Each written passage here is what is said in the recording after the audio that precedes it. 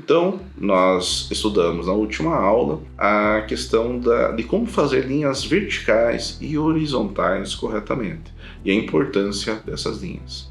Agora vamos começar a aplicá-las. Por exemplo, aprender a fazer um quadrado e aprender a fazer retângulos.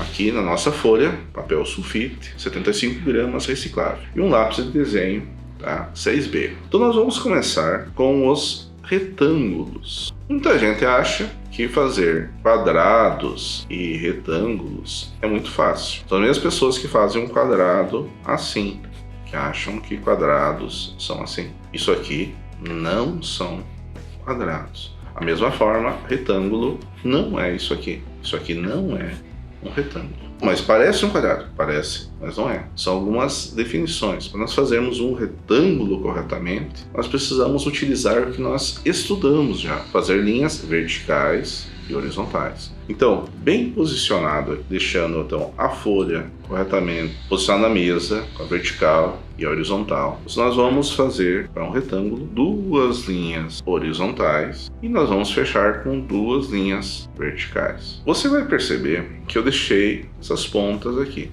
essa parte do desenho para fora do que seria um retângulo. Mas é melhor que ela se passe um pouquinho e depois venha com a borracha apagando do que fazer um retângulo com uma linha só, porque isso aqui não é um campo de um retângulo nem de um quadrado, não pode ficar arredondado aqui. Então é muito mais interessante quando nós trabalhamos aqui e fazemos a linha se cruzar aqui.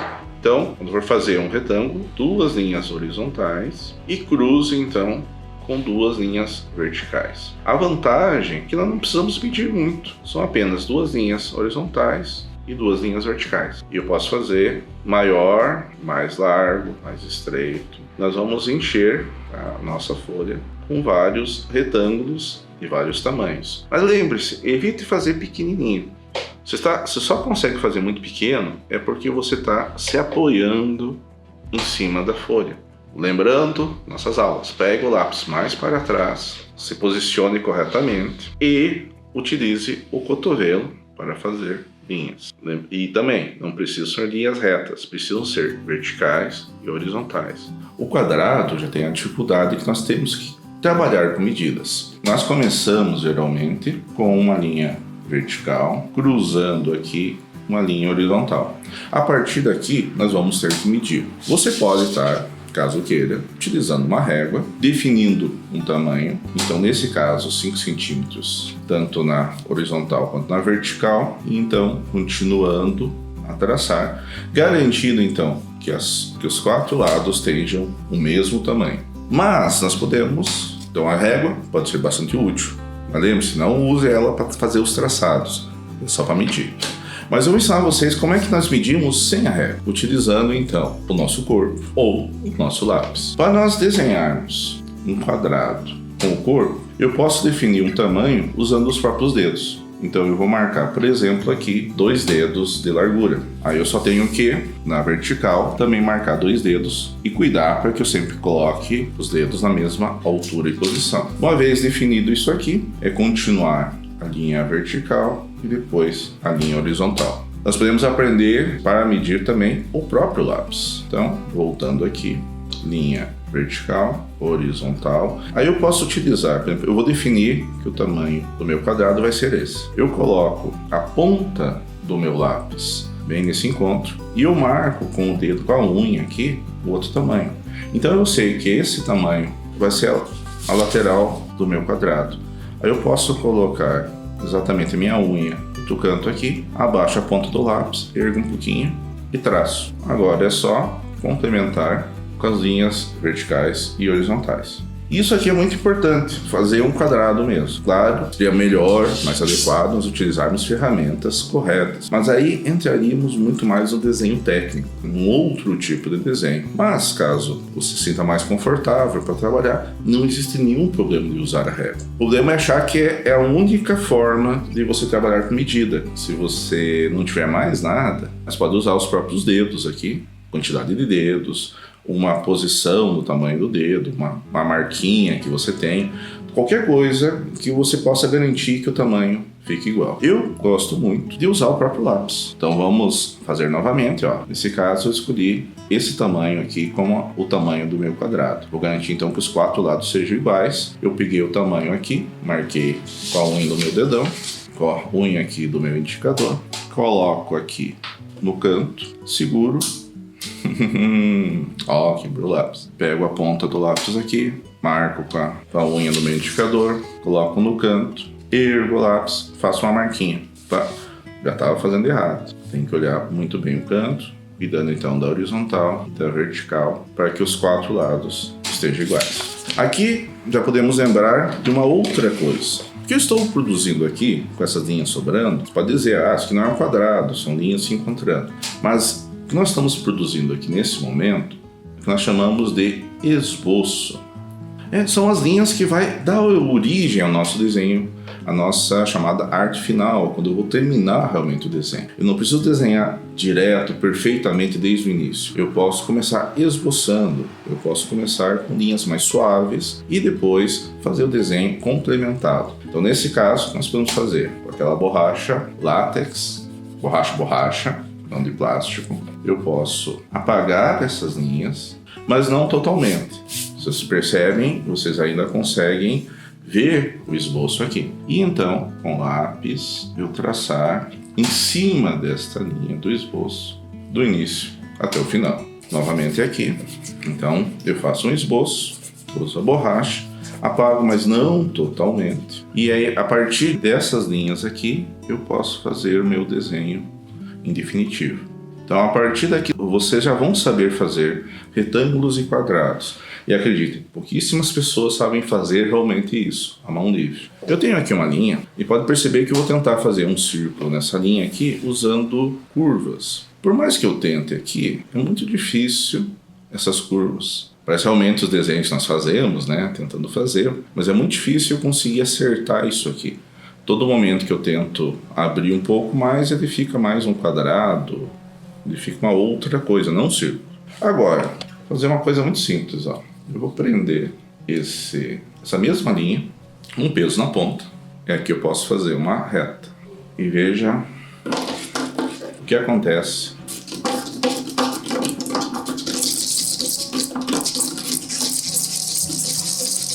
Veja o que acontece quando eu pego essa reta e eu giro.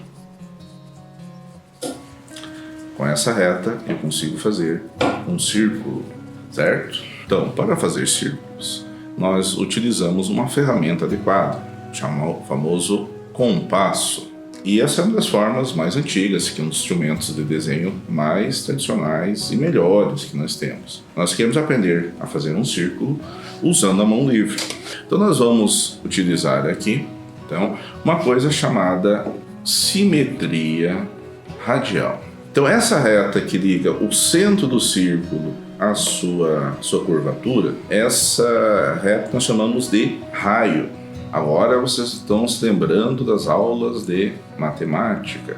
Então, essa reta é o raio que liga o centro até a circunferência. Quando algo é feito de raios, nós chamamos de radial. Então, assim, para nós fazermos um círculo à mão livre, nós vamos começar com a nossa última aula, com a outra aula que nós tivemos, que é aprender a fazer uma linha vertical e uma linha horizontal. Para nós fazermos um bom círculo, então eu vou juntar mais 2 linhas diagonais passando pelo centro. A partir disso, eu vou definir um tamanho. Então vamos dizer que a circunferência do meu círculo vai passar por esse ponto. O que eu vou fazer?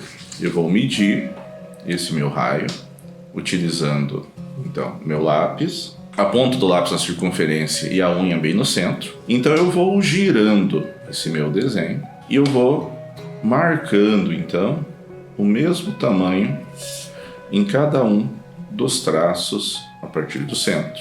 Por isso que é bom aprender a medir com a unha, porque facilita bastante para fazer esse tipo de traçado. Você pode perceber que nós temos esses 8 pontos marcados, aonde eu posso fazer uma leve linha curva juntando esses pontos.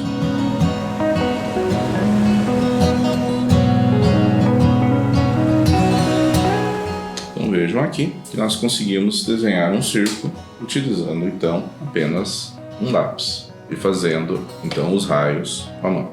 Eu vou recomendar que você repita esse desenho umas 5, 6 vezes para acostumar bastante, tanto com a medida quanto a fazer esses exercícios. Apenas fazer o segundo de raios não é suficiente.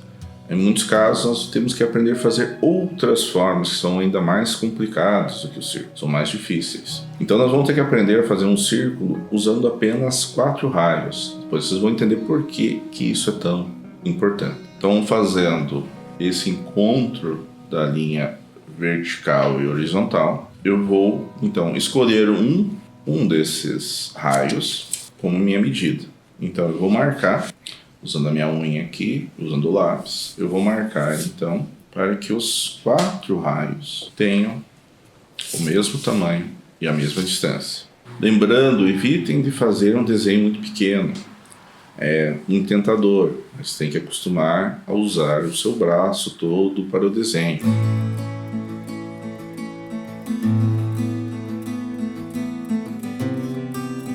Então eu tenho que fazer um círculo que passe por esses 4 pontos. Só que se eu apenas ligar os pontos, nossa tendência é mais fazer um quadrado com os cantos arredondados do que fazer realmente um círculo.